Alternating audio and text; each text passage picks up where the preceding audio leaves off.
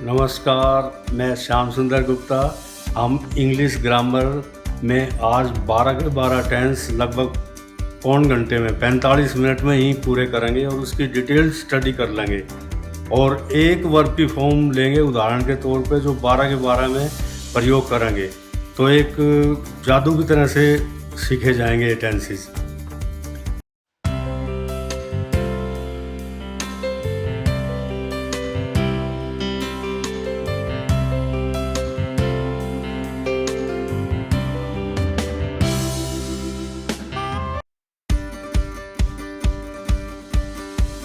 पहले हम present tense लेते हैं, उसका पहला हिस्सा, पहला पार्ट प्रेजेंट इंडेफिनेट टेंस। अब सभी टेंस में हम पहला नंबर रखेंगे पहचान का। हिंदी में पहचान वाक्यों के अंत में ता है, ती है, ताहूँ, ते है आदि होगा। दूसरा नियम इसका है सब्जेक्ट के साथ फर्स्ट फॉर्म। और तीसरा नियम है ही से इट राम। राम का मतलब कोई भी नाम तथा एक वचन, एक वस्तु होगी, कोई भी संज्ञा होगी तो उसके साथ फर्स्ट फॉर्म तथा SEIS भी लगता है। यानी इन दूसरे और तीसरे नियम में क्या बात आ गई है कि फर्स्ट फॉर्म जब भी इंग्लिश में कहीं भी हम देखेंगे तो वो present tense, present indefinite tense होगा। चौथा नियम इसका सब्जेक्ट और फिर डू नॉट या डज नॉट। जहाँ नोट आ गया इसका मतलब समझो नेगेटिव सेंटेंस है और फिर आएगी फर्स्ट फॉर्म। और पांचवा नियम इंटेरोगेटिव सेंटेंसेस है जिसके पीछे क्वेश्चन मार्क लग जाता है।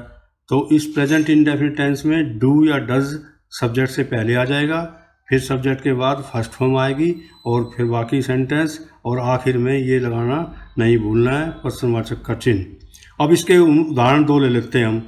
मैं इसे करता हूँ, I do it। Negative I do not do it। Interrogative do I do it।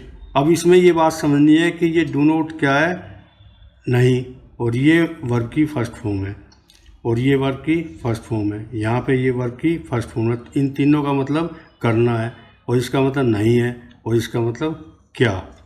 और दूसरा सेंटेंस वह वाला ले लेते हैं जिसमें SES लगता है। वह इसे करता है, he does it, he does not do it, does he do it. बिल्कुल आसान है। डज इसका ES इसमें डज नॉट में आ गया है और ये डू इसका फर्स्ट फॉर्म आ गया है। इसमें ES पहले आ गया डज, फिर ये फर्स्ट फॉर्म आ गया। बिल्कुल आसान तरीके से हमने कर लिया है। हम ये प्रेजेंट टेंस का दूसरा भाग प्रेजेंट कॉन्टिन्यूअस टेंस करने जा रहे हैं। रूल्स जैसे पहले टेंस में करा था, हर एक में रूल्स हम पहले कर रहे हैं और पहले सबसे पहले हिंदी की पहचान हमें आनी चाहिए।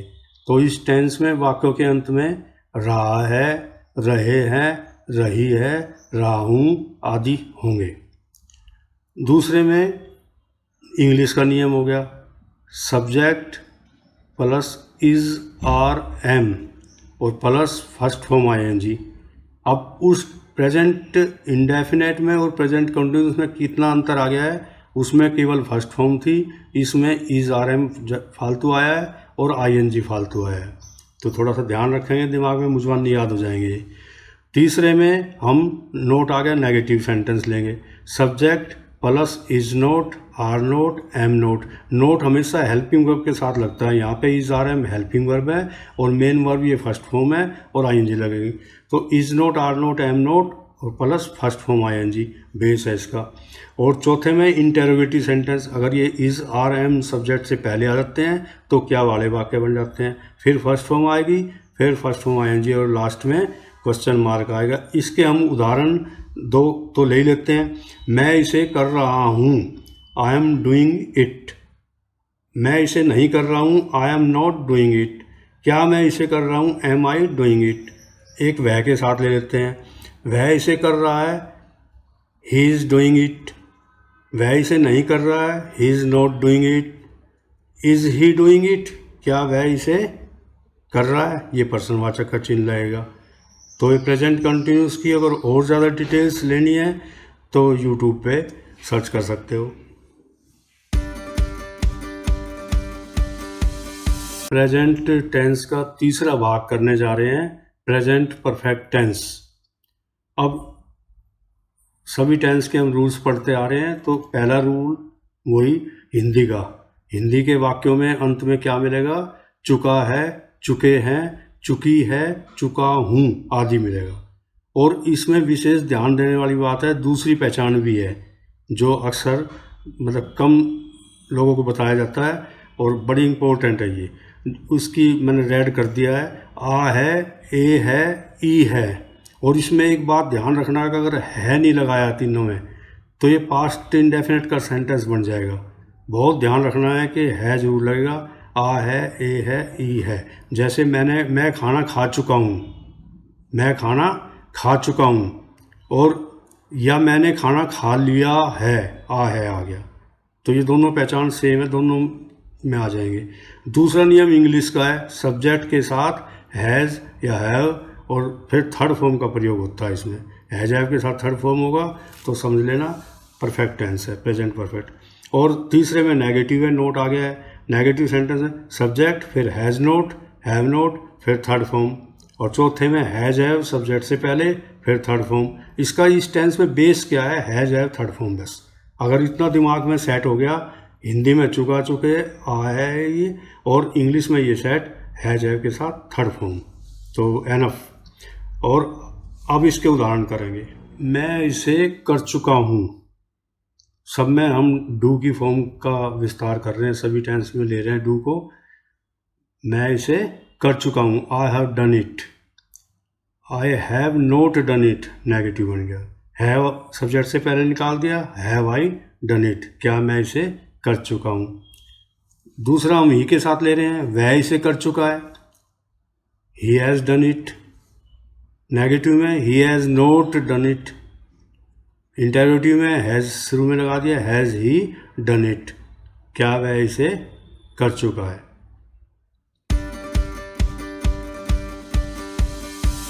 आज हम चौथा tense present perfect continuous tense कर रहे हैं, यानी प्रेजेंट टेंस का चौथा भाग, प्रेजेंट परफेक्ट कॉन्टिन्यूअस टेंस।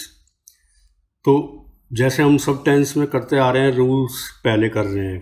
पहला रूल होता है पहचान का, वाक्यों के अंत में ता रहा हूँ, ते रहे हैं, ती रही है, ता रहा है, यानी आदि ऐसे पहचान होंगी।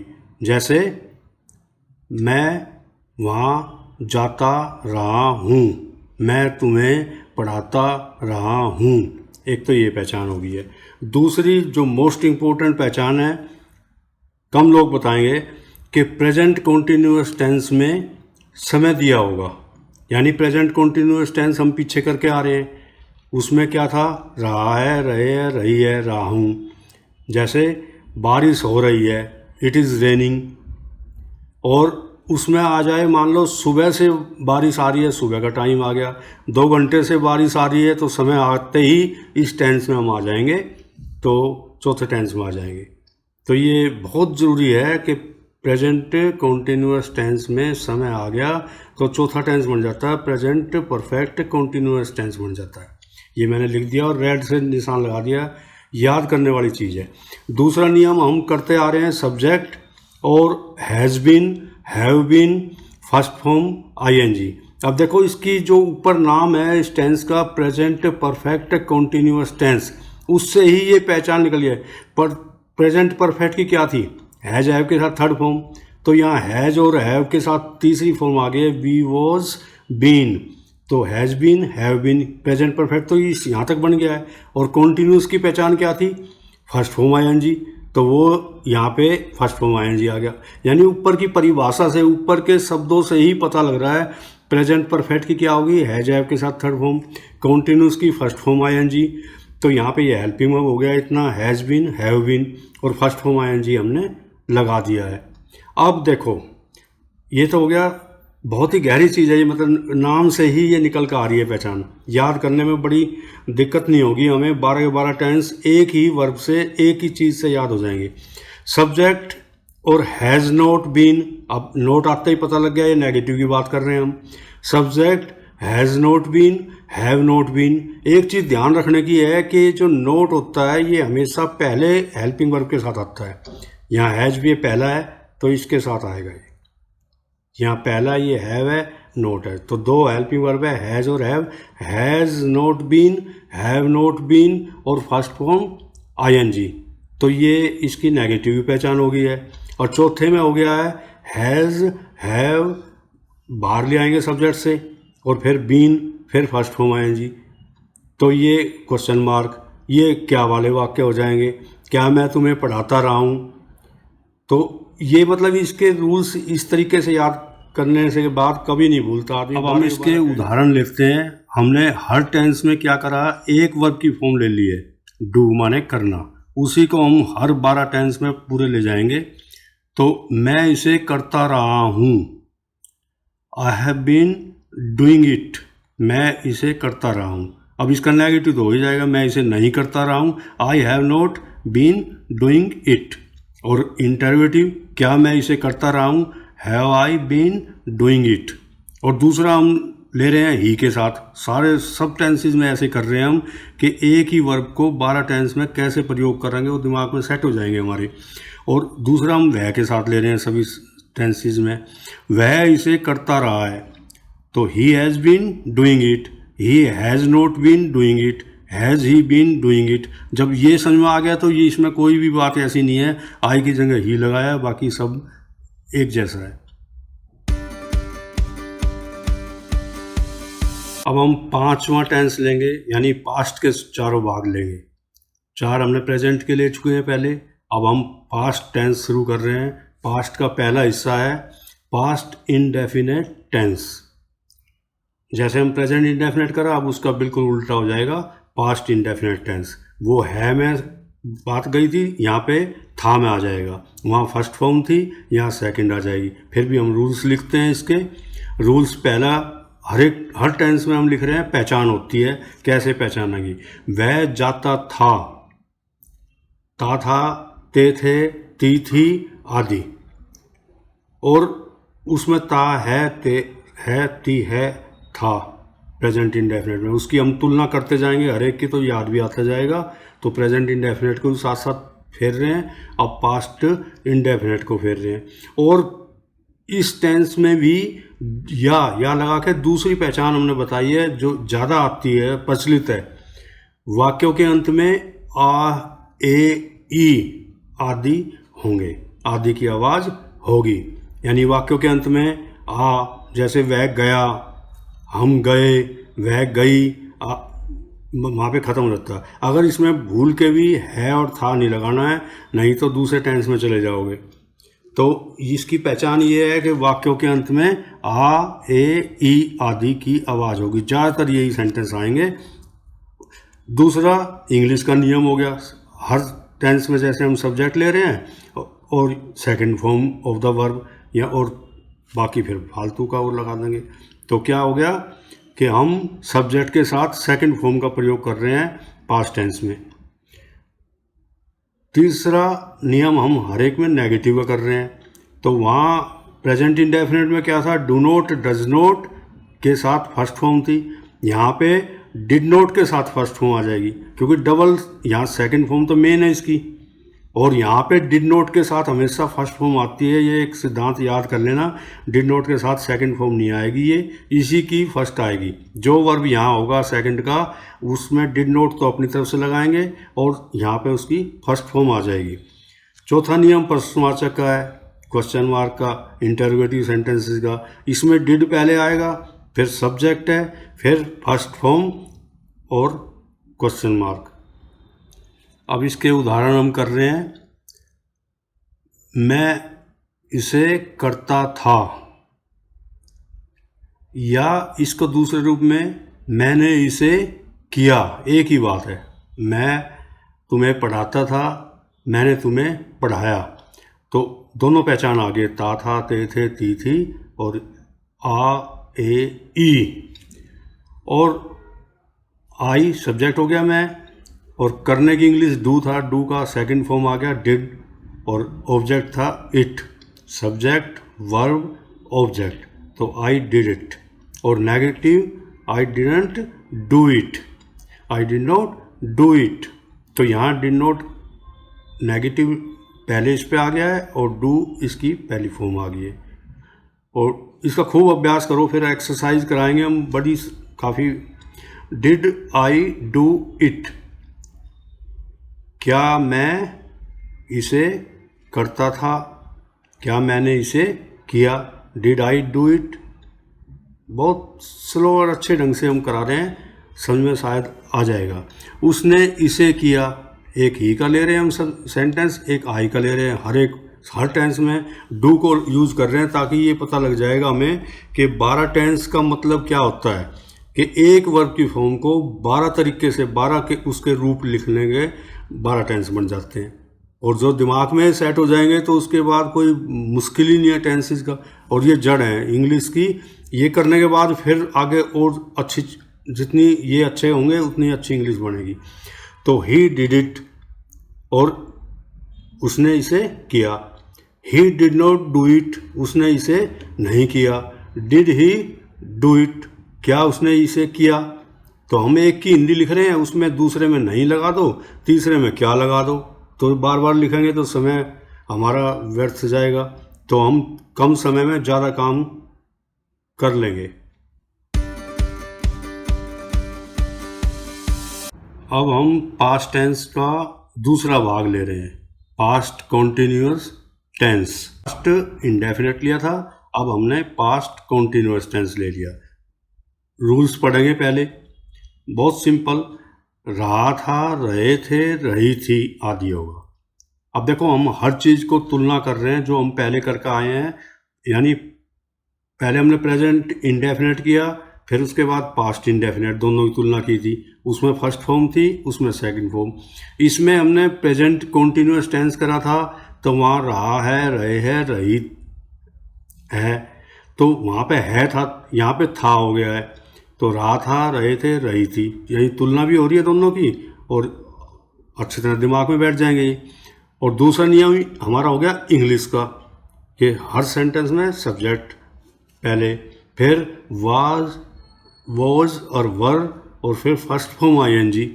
और उसमें प्रेजेंट कॉन्टिन्यूअस टेंस में क्या आया था, सब्जेक्ट, इज आर एम और फर्स्ट फॉर्म आईएनजी। तो यहाँ इज आर एम का क्या हो गया, सेकंड फॉर्म होगी, जैसे फर्स्ट की सेकंड हुई थी वो यहाँ भी फर्स्ट की सेकंड होगी। इज आर एम का वाज वर बन गया है, तो subject, was, were, first form ING. तीसरा हम नेगेटिव ले रहे हैं सभी में, subject, was not, were not, first form ING. बस खाली नोट लगाना है हेल्पिंग वर्ब के साथ, नेगेटिव बन जाते हैं। हर टेंस में हेल्पिंग वर्ब शुरू में होता है, उसके साथ नोट लगा दो तो नेगेटिव बन जाते हैं। उनको सब्जेक्ट से बाहर ले आओ तो क्या वाले प्रश्नवाचक बन जाते हैं। तो हमने यहाँ इस वाज और वर को क्या करा है, सब्जेक्ट से पहले लिया है, तो फिर सब्जेक्ट आ गया, फिर फर्स्ट फॉर्म आईएनजी। और ये क्वेश्चन मार्क कभी भी नहीं भूलना है, अगर ये नहीं लगाया तो शायद जीरो ही बन जाता है सेंटेंस। तो जब भी हेल्पिंग वर्ब शुरू में आएगा हर सेंटेंसेस में ये जरूर लगेगा।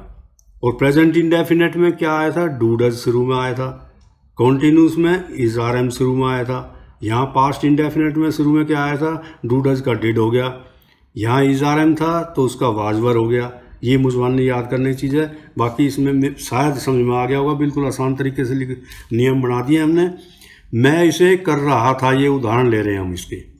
मैं इसे कर रहा था, रहा था, रहे थे, रही थी, आगे एकदम पता लग जाएगा। Continuous, I was doing it, I was doing it. और जहाँ भी आई एन जी आ रहा है ना वो कॉन्टिन्यूस टेंस की अपने आप पता लग जाता है। आई वॉज डूइंग इट, मैं इसे कर रहा था, ये सब्जेक्ट हो गया, ये हेल्पिंग वर्ब हो गया, ये मेन वर्ब हो गया, आई एन जी लगा, और ये इट ऑब्जेक्ट हो गया। I was not doing it, मैं इसे नहीं कर रहा था। वाज आई डूइंग इट, क्या मैं इसे कर रहा था। ऐसे ही वह का उदाहरण ले लिया हमने, वह इसे कर रहा था, he was doing it. Negative इसका बनाएंगे तो नोट खाली लगाना है, he was not doing it, was he doing it, क्या वाला बन गया, क्या वह इसे कर रहा था, क्या लगा दो एक में नहीं लगा दो तो नेगेटिव बन जाएगा। कुल मिलाकर सबसे छोटा कितना अच्छा सुंदर टेंस है। तो प्रेजेंट कॉन्टिन्यूस टेंस का बिल्कुल अपोजिट है, उल्टा है। वहाँ फर्स्ट फॉर्म है, यहाँ सेकंड फॉर्म है। जैसे प्रेजेंट इंडेफिनिट में और पास्ट इंडेफिनिट में फर्स्ट फॉर्म थी, वहाँ सेकंड थी। तो हमने दोबारा रिवीजन भी कर लिया है और इसको अच्छी तरह से याद करो। आगे बढ़ते हैं।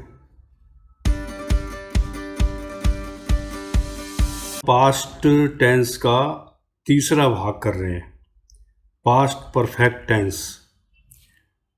और अब पहले रूल्स कर ही रहे हैं सभी टेंसेस में। पहला रूल जो है वो पहचान का है। तो इसमें ध्यान देने की बात है, दो पहचान है। जैसे कई टेंसेस में आया है दो दो पहचान। चुका था, चुके थे, चुकी थी, ये तो क्लियर आ रहा है, काम जैसे परफेक्ट हो गया, पूरा हो चुका है। और या वाक्यों के अंत में ये ज़्यादा आता है इस टेंस में, आ था, ए थे, ई थी। वह खाना खा चुका था, उसने खाना खा लिया था, आ था। हम वहाँ हो आए थे, वह वहाँ हो आई थी। यानी इसका मतलब ये है कि ये पहचान मैंने रेड से कर दी है। ध्यान रखने वाली बात है कि आ था, ए थे, ई थी। और प्रेजेंट परफेक्ट से तुलना करेंगे, चुका है, चुके हैं, चुकी है, ये ऐसा था। यहाँ है का था बन गया है। और दूसरा इंग्लिश का नियम इसमें, सब्जेक्ट के साथ हैड और थर्ड फॉर्म। प्रेजेंट परफेक्ट में क्या था, हैज हैव के साथ थर्ड फॉर्म, दो थे वहाँ। हैज हैव की तीसरी फॉर्म ये हैड हेल्पिंग वर्ब है, ये थर्ड फॉर्म हो गया। तो सब्जेक्ट और हैड के साथ थर्ड फॉर्म, सभी में कितनी छोटी सी पहचान हो गई है, हैड के साथ थर्ड फॉर्म। अब नेगेटिव, सब्जेक्ट जमा हैड नोट और थर्ड फॉर्म। एक ही नियम सब में आ रहा है ऐसे ही। इंटरोगेटिव बनाएंगे तो हेल्पिंग वर्ब को, हेड को बाहर ले आए हैं, सब्जेक्ट से पहले लगा दिया है, फिर सब्जेक्ट और फिर थर्ड फॉर्म और क्वेश्चन मार्क। यानी बिल्कुल प्रेजेंट परफेक्ट का उल्टा हो रहा है। वहाँ है था सब चीज़ों में, यहाँ था हो गया है। वहाँ चुका है, यहाँ चुका था। और वहाँ हैज हैव के साथ थर्ड फॉर्म थी, हैज हैव की सेकंड फॉर्म बन गई हैड और फिर थर्ड फॉर्म। और यहाँ हैज़ नोट, हैव नोट था वहाँ पे, यहाँ हैड नोट थर्ड फॉर्म हो गई है।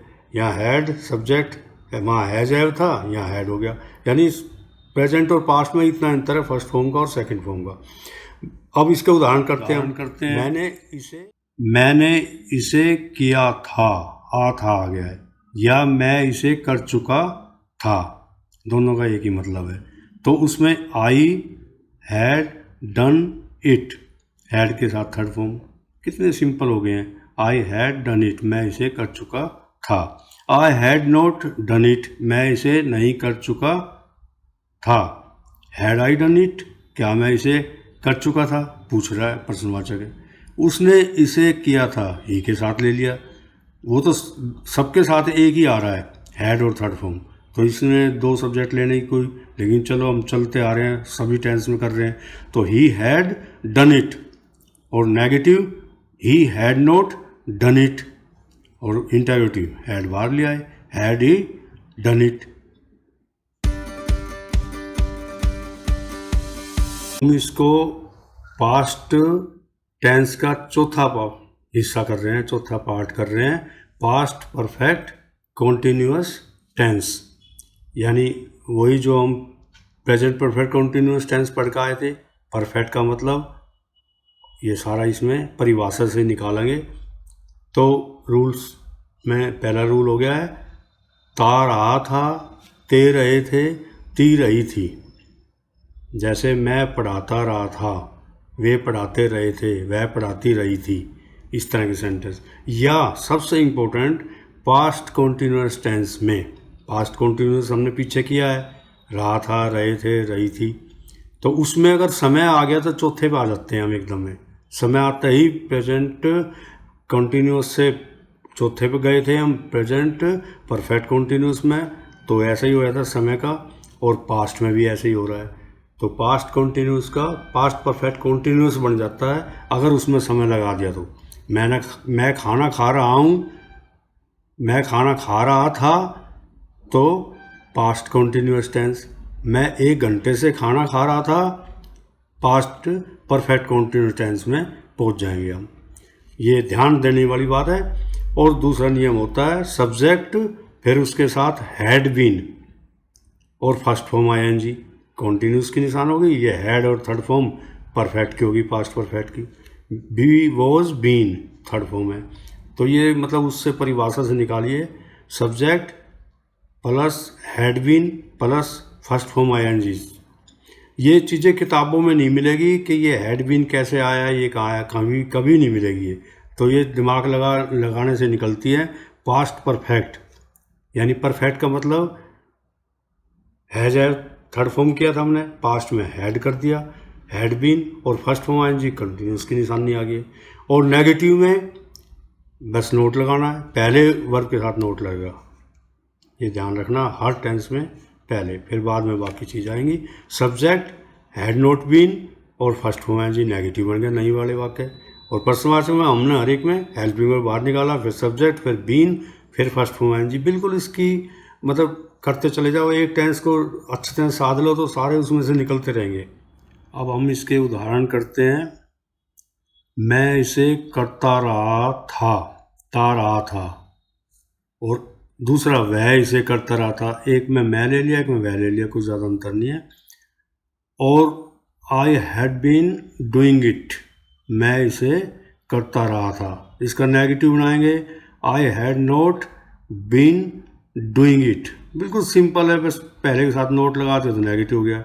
बाहर हैड निकाल रहा है तो इंटरोगेटिव हो गया। Had I been doing it, क्या मैं इसे करता रहा था, ऐसे इसके साथ ले लेंगे। वह इसे करता रहा था, he had been doing it, he had not been doing it. Interrogative में had he been doing it, क्या वह इसे करता रहा था। तो था का ध्यान रखना है और पास्ट परफेक्ट। अब देखो इस टेंस में केवल मैंने दूसरा उदाहरण जरूर लिया क्योंकि यह जरूरी हो गया था। पास्ट कॉन्टिन्यूस से इस टेंस में समय आते ही हो जाता है, हमने जो पहले बोला था। वर्षा हो रही थी, बिल्कुल रहा था, रहे थे, रही थी, पास्ट कॉन्टिन्यूस टेंस हो गया ये। इट वॉज रेनिंग, वर्षा हो रही थी। और इसमें मैंने क्या करा, वर्षा हो रही थी, 2 घंटे से वर्षा हो रही थी, समय आ गया यहाँ पे। सुबह से वर्षा हो रही थी, तो इट हैड बीन रेनिंग, ये तो इस टेंस का हो ही गया है। और समय वाले वाक्यों में हम यहाँ आगे मैंने लिखा फॉर सिंस या फॉर लगाएंगे, फॉर 2 आवर्स। अब इसको ध्यान से समझना है कि इसमें समय आते ही पास्ट कॉन्टिन्यूस में चौथे में चले जाते हैं, पास्ट परफेक्ट कॉन्टिन्यूस में चले जाते हैं हम। इसको सोचो क्यों है ऐसा, आगे डिटेल स्टडी में हम बता पाएंगे। समय वाले वाक्यों में सिंस या फॉर का प्रयोग होता है। जिन वाक्यों में समय आ गया, जैसे पहले में समय नहीं आया था, I had been doing it, मैं इसे करता रहा था, तो हमने सीधा बना दिया है। और जब समय आ जाए, 2 घंटे से मैं इसे करता रहा था, तो इसमें फॉर 2 आवर्स हो जाएगा। और ये मैंने इसका सिंस और फॉर का बहुत साधारण तरीका बता रहा हूँ। समय वाले वाक्यों जैसे समय आ जाए 2 घंटे, सुबह से, तब से, तो सिंस या फॉर का प्रयोग होता है। जहाँ भी समय आ जाएगा इस टेंस में, जहाँ गिनना पड़े, जहाँ हमें समय गिनना पड़े वहाँ सिंस लगाएंगे, और जहाँ ना गिनना पड़े वहाँ फॉर का प्रयोग करेंगे। अब जैसे 2 घंटे में, इसमें गिनने की गुंजाइश ही नहीं है। 2 घंटे तो 2 घंटे ही रहेंगे, ना 3 कर सकते, ना 1 कर सकते। तो 2 घंटे हैं तो वहाँ गिना गिनाया समय है, नहीं गिनना पड़ता, वहाँ फॉर लगाएंगे। और सुबह से अब तक मान लो होता तो फिर हमें गिनना पड़ेगा, सिंस मॉर्निंग हो जाएगा। तब से अब तक वो भी देखना पड़ेगा, सिंस देन हो जाएगा। 1990 से अब 30 साल हो गए, वो गिनना पड़ा, तो वहाँ भी सिंस आ जाएगा। तो बहुत अच्छे तरीके से बताया है, जहाँ समय ना गिनना पड़े वहाँ फॉर, और जहाँ गिनना पड़े वहाँ सिंस।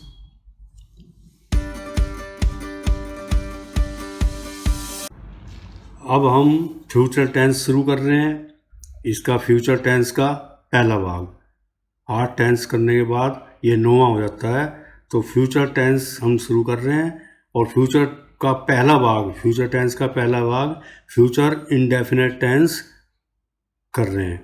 इनके रूल्स बहुत आसान है, साधारण सा टेंस है, पहचान है।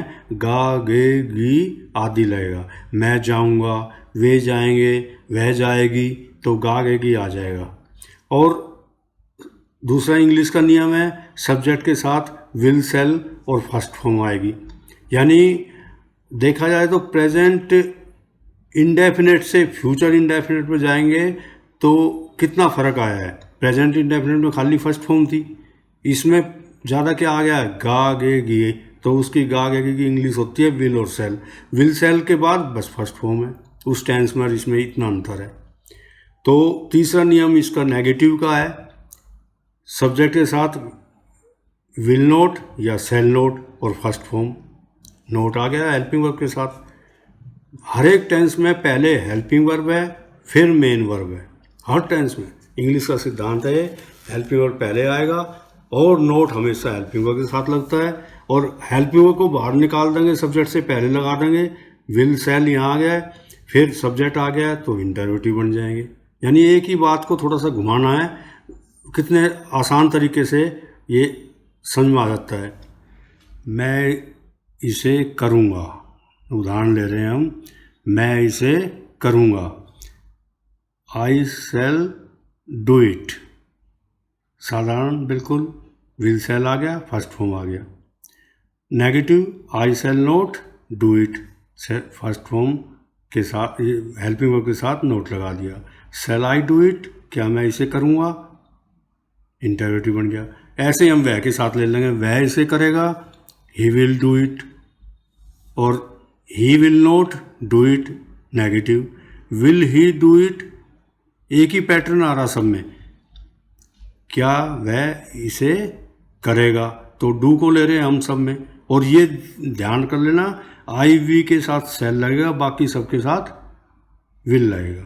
You, he, she, it, Ram तथा दे, ये सबके साथ जितने भी है, वैसे एक ही याद कर लो, आई वी के साथ सेल लगेगा, और you, he, she, it, Ram तथा दे, राम का मतलब कोई भी नाम, उनके साथ विल लगेगा। और एक इसमें नियम और आता है, बड़ा ज़रूरी नियम आता है, क्या कि इसमें उल्टा लगा देंगे, मतलब आई वी के साथ तो विल और इनके साथ सबके साथ सेल, तो ज़रूरी की अर्थ आ जाएगा, ज़रूरी। जैसे हैगा ही शैल हेल्प मी, वह मेरी सहायता अवश्य करेगा, ये हो जाएगा, ही के साथ सेल लगाएंगे तो अर्थ जोड़ दे के हो जाएगा, ही शैल हेल्प मी, वह मुझे मेरी सहायता करेगा, वह मेरी सहायता करेगा। और एक इसमें नियम और आता है इस टेंस में, डबल फ्यूचर का। डबल फ्यूचर का मतलब दो गा गे गी आ जाए। अगर मैं वहाँ जाऊँगा, गा आ गया एक, फ्यूचर एक तो ये हो गया, तो तुम्हारे लिए एक पुस्तक लाऊंगा, एक ही हो गई। तो इन दोनों में एक चीज़ देखनी है हमने, एक में प्रेजेंट इंडेफिनेट आएगा, एक में फ्यूचर इंडेफिनेट आएगा। तो जो काम बाद में होगा वो फ्यूचर होगा। मैं जाऊंगा, गा का मतलब अभी गया नहीं हूँ, तो पहले तो मैं वहाँ जाऊंगा, फिर उसके बाद पुस्तक लूँगा, तुम्हारे लिए एक पुस्तक लाऊंगा। तो इसमें एक में प्रेजेंट इंडेफिनेट आता है, इफ़ आई गो देयर, अगर मैं वहाँ जाऊँगा, I shall bring a book for you, मैं तुम्हारे लिए एक किताब लाऊंगा। बहुत इंपॉर्टेंट और बड़ी अच्छी करेक्शन इसमें आता है, एग्ज़ाम में भी पूछे जाते हैं चीज़ें। तो इसका उल्टा हमने पढ़ा है कि आई वी के साथ सेल लगेगा, अगर इसके साथ विल लगा दिया, इनके साथ विल लगता है, अगर इनके साथ सेल लगा दिया तो आवश्यक ज़रूरी काम हो जाएगा। और एक ये नियम ध्यान हमने इसका रखना है।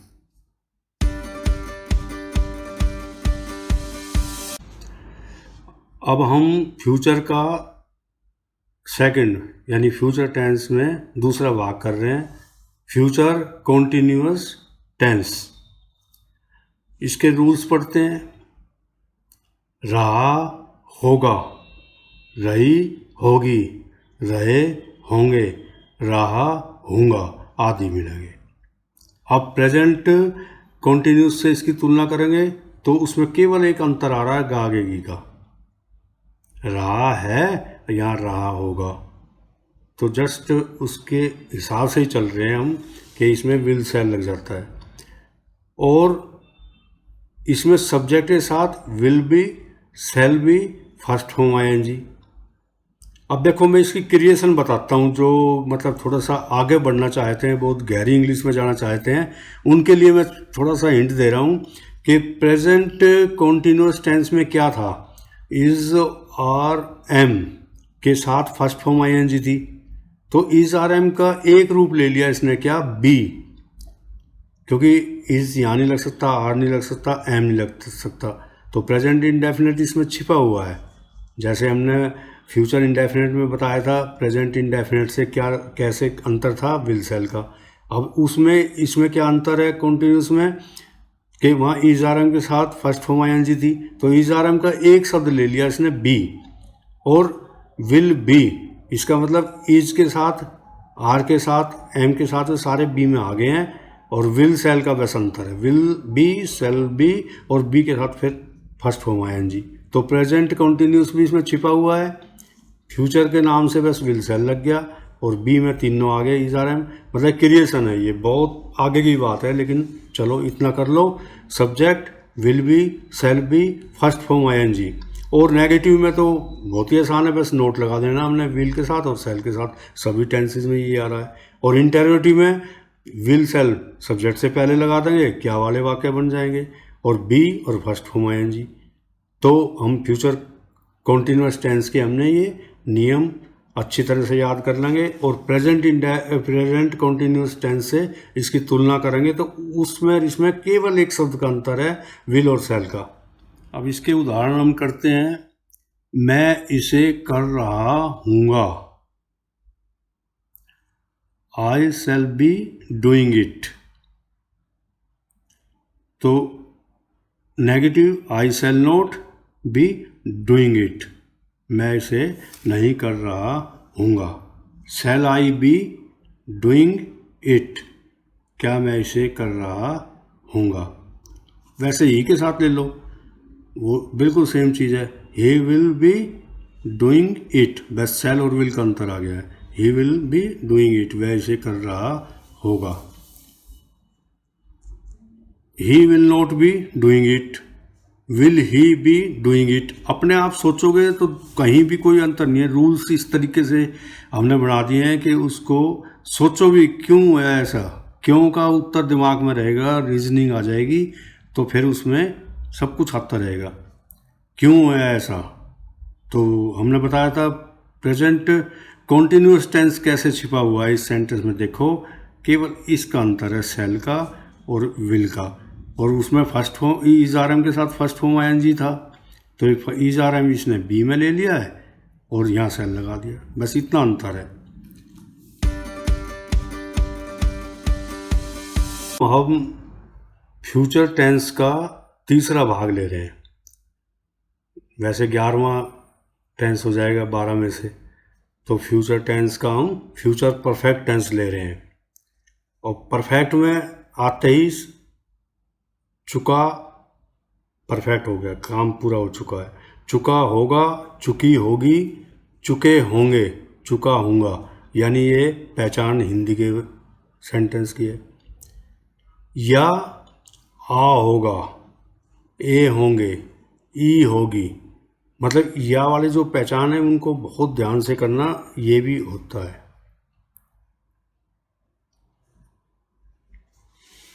अब सब्जेक्ट के साथ विल सेल, जितने भी फ्यूचर है उसमें विल सेल जरूर आ रहा है, और हैव के साथ थर्ड फॉर्म आ रही है। और इसमें देखो अब प्रेजेंट परफेक्ट से तुलना करो इसकी, फ्यूचर परफेक्ट कैसे बन गया। फ्यूचर का बस एक चिन्ह है विल और सेल, और परफेक्ट की क्या वहाँ पे थी पहचान, हैज़ हैव के साथ थर्ड फॉर्म थी। यहाँ हैज़ कभी बीच में लगता ही नहीं, सब्जेक्ट के साथ फर्स्ट फॉर्म में ही सी ट्राम के साथ लगता है, इसलिए केवल हैव बच गया है। तो विल सेल और हैव के साथ थर्ड फॉर्म, मैंने दोनों अलग अलग नहीं लिखे हैं इसमें, विल हैव और सेल हैव, समझाने के लिए मैंने यहाँ पे कर दिया इसको कि एक लगेगा इसमें से सब्जेक्ट के साथ विल या सेल, और फिर लगेगा हैव, और हैव थर्ड फॉर्म से क्या बन गया, प्रेजेंट परफेक्ट, और प्रेजेंट परफेक्ट में हमने क्या जमा कर दिया इसमें, फ्यूचर। फ्यूचर का निशान है विल सेल, तो विल सेल के साथ ये हैव और थर्ड फॉर्म, तो ये ऐसे ये फ्यूचर परफेक्ट टेंस बन गया है। और ये तो याद करना पड़ेगा सब्जेक्ट के साथ, और इसमें इस तरकीब से करोगे तो याद ही नहीं करना पड़ेगा। फ्यूचर का चिन्ह आप जहाँ भी आएगा विल सेल हो जाएगा।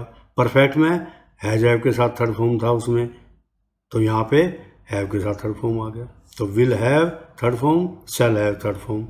और इसमें सब्जेक्ट के साथ will not, shall not, not वाले नहीं वाले वाक्य बन जाएंगे। बाकी सारा यही है, जहाँ नोट हमने हेल्पिंग वर्ब के साथ लगा दिया नेगेटिव बन जाएंगे, और इनको सब्जेक्ट से पहले लगा दिया, सब्जेक्ट से पहले विल और सेल, तो हमारा क्या वाले वाक्य बनेंगे।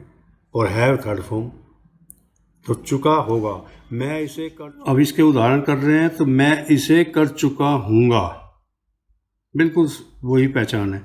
आई शैल हैव डन इट, जो हमने नियम लिखवाया है उसमें देखो बिल्कुल विल हैव, शैल हैव और थर्ड फॉर्म, परफेक्ट में सब में थर्ड फॉर्म है। I shall have done it, I shall not have done it, not लगा दिया। Shall I have done it, interrogative बन गया, क्या मैं इसे कर चुका हूँगा। वह इसे कर चुका होगा, ही विल हैव डन इट, बिल्कुल बस एक एक सेकंड के काम रह जाते हैं। ही will not have done it, will के साथ नोट लगा दिया, नहीं वाले वाक्य बन गए। इस विल को पहले लगा दिया, इंटरोगेटिव बन गया। Will he have done it, क्या वह इसे कर चुका होगा।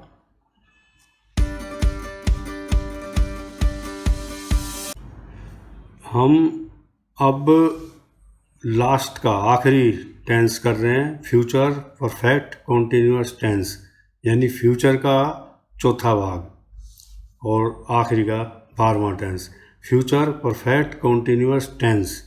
अब इसमें देखो इसकी रूल्स है, पहचान पहले, पहचान हम कर रहे हैं हर टेंस में। ता रहा होगा, ते रहे होंगे, ती रही होगी, आदि होगा, ये तो याद भी करनी पड़ेगी, और इंग्लिश की पहचान इसी से निकल जाएगी। या हम ले रहे हैं फ्यूचर कॉन्टिन्यूअस टेंस में समय होगा।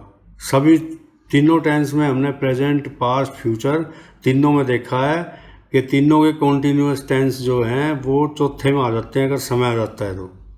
यानी फ्यूचर कॉन्टिन्यूअस से हम फ्यूचर परफेक्ट कॉन्टिन्यूअस में आ जाएंगे अगर समय आ गया तो उस वाक्य में। करते हैं अभी। तो इसकी इंग्लिश की पहचान क्या है, सब्जेक्ट विल हैव बीन, एक तो हो गया विल हैव बीन, दूसरा शैल हैव बीन, और फर्स्ट फॉर्म आईएनजी। तो यहाँ पे देखो इस सारे की परिभाषा यहाँ से निकलेगी। फ्यूचर का क्या चिन्ह था, इस फ्यूचर शब्द का विल और सेल, ये फ्यूचर का मार्क हो गया है। और परफेक्ट का क्या था, हैज हैव के साथ थर्ड फॉर्म, तो हैव बीन हो गया क्योंकि यहाँ हैज़ की गुंजाइश ही नहीं लगने की, हैव बीन, तो ये परफेक्ट का हो गया। और कॉन्टिन्यूस का क्या हो गया, फर्स्ट फॉर्म आईएनजी, और फर्स्ट फॉर्म आईएनजी का हेल्पिंग वर्ब हो गया विल और ये सेल। तो इसी से सारा सब कुछ निकल रहा है। फ्यूचर की निशानी क्या है, फ्यूचर की विल सेल, परफेक्ट की हैज हैव के साथ थर्ड फॉर्म थी, एक ही लिए यहाँ पे हैव के साथ थर्ड फॉर्म। कॉन्टिन्यूस की क्या होगी, फर्स्ट फॉर्म आईएनजी। तो ऐसे याद रहेगा ये। तो ये क्रिएशन है इसकी, subject will have been, shall have been, first form ING, और नेगेटिव में विल और शैल के साथ नोट लगा देंगे, will not have been, shall not have been, और फर्स्ट फॉर्म आईएनजी था। और चौथे में नियम में विल सेल को सब्जेक्ट से पहले लगा देंगे, क्या वाले वाक्य बन जाएंगे, हैव बीन, ये आ गया फर्स्ट फॉर्म आईएनजी, तो ये प्रश्नवाचक लग जाएगा, क्या वाले वाक्य बन जाएंगे। अब इसके उदाहरण हम लेते हैं। मैं इसे करता रहा हूँगा, I shall have been doing it, रहा हूँगा, ता रहा हूँगा, ये पहचान हो गई, ता रहा हूँगा, ते रहे होंगे, ती रही होंगी, और शैल हैव बीन और first form ING, I shall have been doing it. दूसरा नेगेटिव है shall not, I shall not have been doing it. और तीसरे में इंटरोगेटिव बन जाएंगे, शैल को बाहर निकाल दिया, shall I have been doing it, और वह इसे करता रहा होगा, बस आई और ही का अंतर है, और विल और शैल का ही के साथ विल है, तो he will have been doing it, he will not have been doing it, will he have been doing it. हमने 12 के 12 टेंस बहुत ही छोटे समय में समझाने की कोशिश करी है कि सभी टेंस इतने आसान हो गए हैं, और इस टेंस में समय का अक्सर आ जाते हैं सिंस फोर का प्रयोग, वो हम पहले बता चुके हैं। जहाँ समय हमें गिनना पड़े वहाँ सिंस आएगा, जहाँ गिना गिनाया मिल जाए वहाँ फोर आएगा, और फ्यूचर कॉन्टिन्यूस से फ्यूचर परफेक्ट कॉन्टिन्यूस में चले जाएंगे, दूसरे से चौथे में चले जाएंगे अगर समय हो गया तो दूसरे वाले में। वर्षा हो रही होगी, फिर मैं कहूँगा 2 घंटे से वर्षा हो रही होगी, वो फ्यूचर कॉन्टिन्यूस था, और वो एकदम में फ्यूचर परफेक्ट कॉन्टिन्यूस में आ जाएगा। It will have been raining for 2 hours, 2 घंटे से वर्षा हो रही होगी।